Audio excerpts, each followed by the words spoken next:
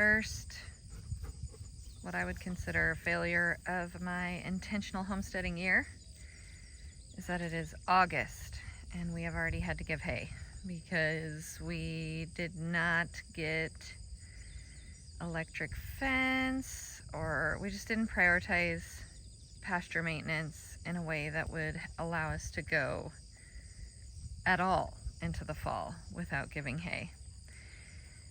I'm a little bummed at us for that, but we have too many cows for the land. We've been trying to sell them, but we also need to be doing paddocks so that the pastures have a chance to recover, and we've not yet done that. But it was a beautiful morning. Tom and Merritt are in Nevada.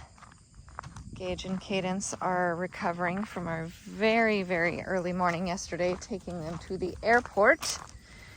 But we are just absolutely in apple season, which tells me fall is near, folks. I'm going to be doing some apple sauce, apple pie filling. We have a couple of different types of apples. And apple butter, cinnamon apples for the winter. That's my project for the next couple of days, which I'm a little intimidated by and probably won't even start. But look at that tree, my gosh. Just loaded down. There's probably 500 apples on that tree alone. We didn't get much fruit off the other trees. We have some pears. We have like one tree of pears. Our cherries, this blank area in the orchard here was cherries. And for whatever reason, they all got damaged and they have now left, which is just sad because we loved them. We need to replant them, but it takes about 10 years to establish a fruit tree that's giving regular crop. Anyway, we have one tree of pears. We didn't get any peaches, but apparently nobody got any peaches this year because of a late frost. But we do have one tree of pears that are not yet ripe. And then we do have 2 plum trees, which apparently have never given us a single plum. Hello, duck friend.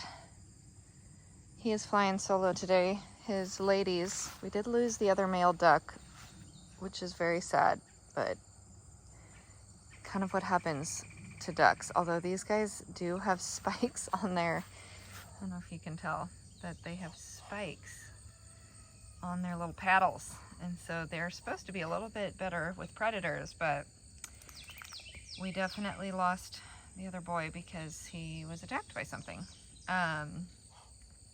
But his 2 ladies now are both sitting on a nest of about 20 some eggs in the coop, which is exciting. We'll see what happens with that, but we don't have any duck eggs in the meantime. Hey, handsome. Oftentimes people ask us why we have goats, and I don't know, but this is helpful sometimes. We just put these goats in this pasture because it's obviously very overgrown. It's supposed to be a chicken yard, but it's not really secure for chickens because the fencing needs a little bit of work. Hero. But they will hopefully eat down all of this. My gosh, there is so much that needs to be eaten down. That's why people have goats, to like reclaim pasture, and they will just decimate. They'll clear out woods. They will do, eventually they would eat all this if we left them in there, even if it's not their preferred thing to eat. They will eventually eat it. But hopefully they eat this bad boy down so that we can bush hog it a little bit and put it back into play. Here come all the baby Dodens. Our line of squash here between the corn is coming along. It's looking a little like, well, we're supposed to get a storm today, so hopefully the water will revive them a little bit. Looking a little yellow. I don't know if it's because they're not getting enough sun in there or what, but these are supposed to be like baking pumpkins, so hopefully they come back. But our corn is just, I mean, you can't really tell. Sorry for the guinea. Let me come in here a bit. With these thorny bushes. Look at what the storm did. Oh my gosh, that was like a month ago.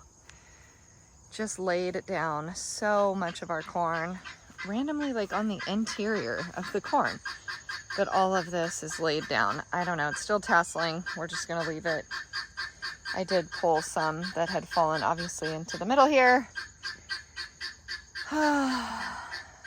Ever a battle against us in nature.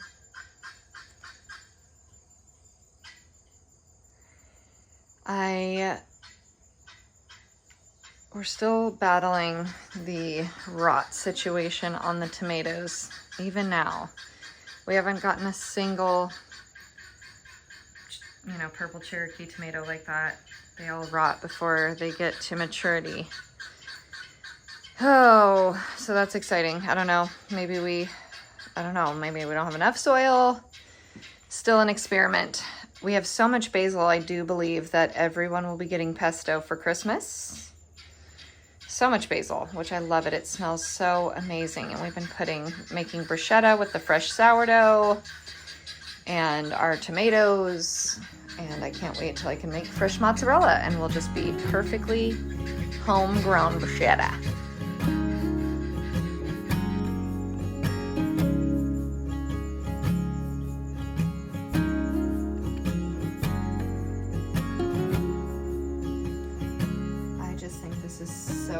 The way they ripen, like in a little cascade of color. It's so beautiful. It's just all over the place, like these, you know, varying shades of red to orange to, excuse me, no sir, red to orange to yellow. They're just beautiful. Beautiful. Here's another. Hopefully that'll ripen without rottening. Rottening? I haven't had enough coffee this morning.